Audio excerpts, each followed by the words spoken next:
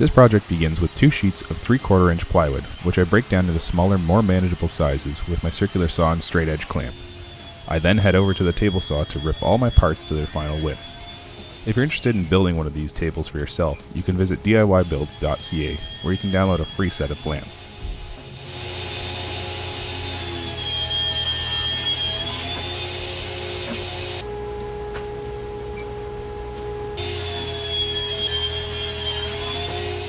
I use the table saw to help me cut partially into the top pieces to help me mark out the interlocking triangular pieces.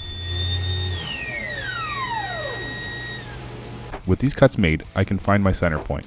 The outside measurement of the triangles is 12 inches, so after I find my center point, I make a mark 6 inches in on either side. With these marks made, I can place my speed square and find a 60-degree angle and place my straight edge along the speed square. Then remove the speed square and mark my line. I then do the same thing to the other side to fully mark out the triangle. I then switch to my jigsaw to rough cut the top piece in half, making sure to stay clear of the line. With the table saw fence still set, I can smooth out the rough jigsaw cuts. I then use my circular saw and straight edge clamp to cut the top piece to the final length, as this dimension is too much for my table saw to handle. I then set my miter saw to 30 degrees to clean up my rough jigsaw cuts.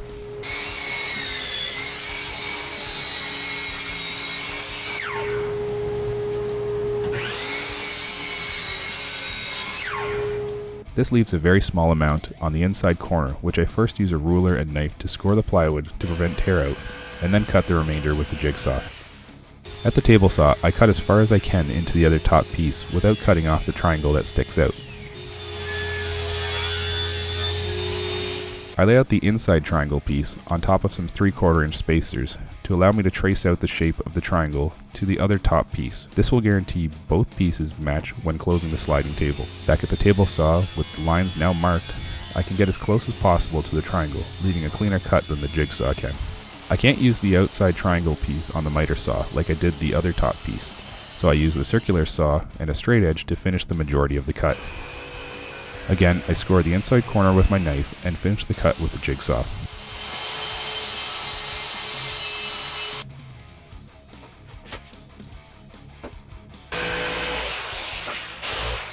Over at the miter saw, I can now cut to length all the pieces that were previously ripped to width on the table saw.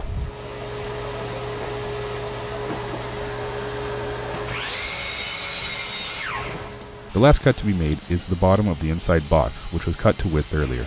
I begin building the inside box, which is held together using glued butt joints. The 1.5 inch brad nails hold everything together in place so that I can drill holes, countersink, and drive 2-inch screws for more strength.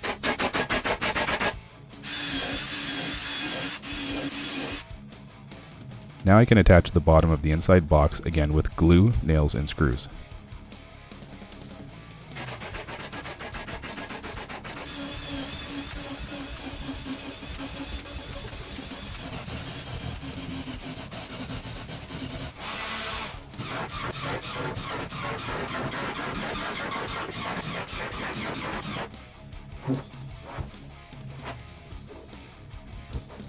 I then use a chisel to scrape off all the glue squeeze out. I then build the 2 top half boxes, which are built also with glued butt joints. They receive 5 1.5 inch brad nails to keep the edges aligned, while I drill and countersink 3 holes for the 3 2-inch screws in each corner.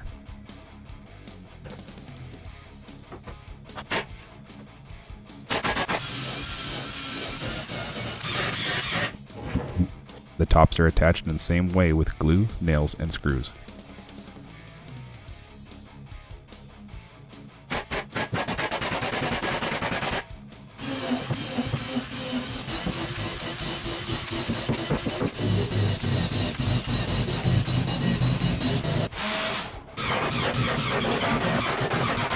I then use a chisel to scrape off all the glue squeeze out.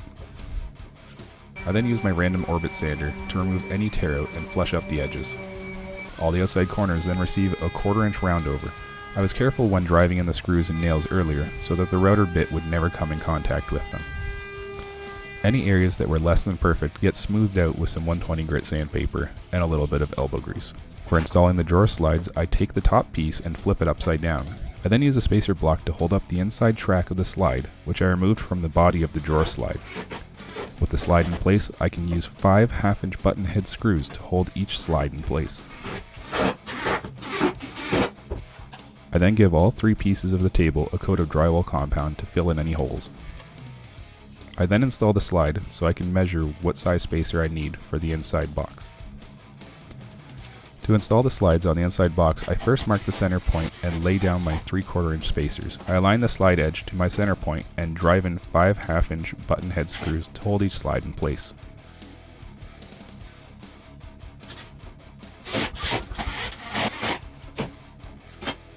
With all the drawer slide pieces attached, I can carefully align everything to slide the tops on and test the fit.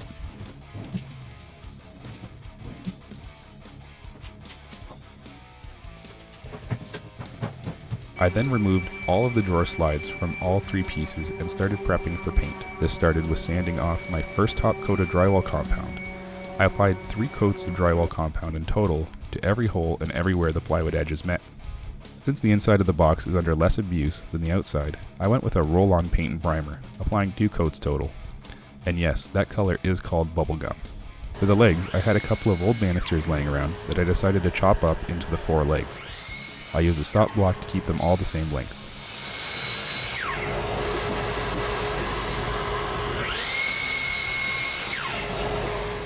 On to painting the outside boxes. I started with 1 coat of black primer spray paint, followed up with 5 coats of black gloss spray paint. I let it fully cure between coats.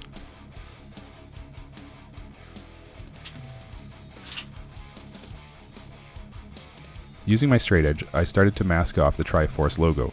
I was told by my paint store that I should use masking tape, not painter's tape, as it might bleed through, to tape off the areas and to peel it off as soon as my last coat is on. This means I had the tape on for only about 30 minutes while I applied 3 coats of the gold paint. This resulted in no issues while taking off the tape and a very nice clean line.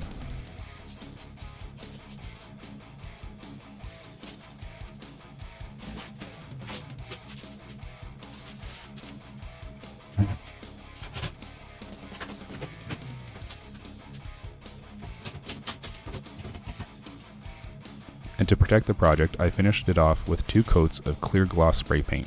It was now time for the final assembly. I first laid a scrap piece of 3/4 inch plywood under one side to create a reference to the bottom of the inside box, as I was doing this on carpet.